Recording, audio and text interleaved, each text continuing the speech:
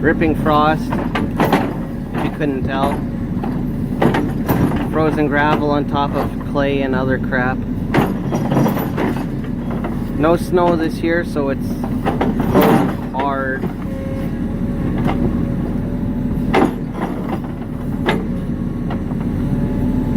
I don't have a ripper for the Hitachi, so I bring in another machine. Kobelco's on a different job, ripping gravel.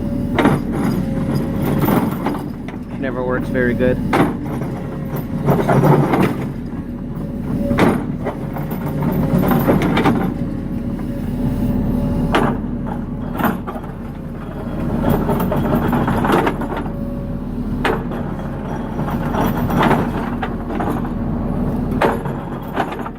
Need one of those eccentric rippers, I think, or a concrete breaker.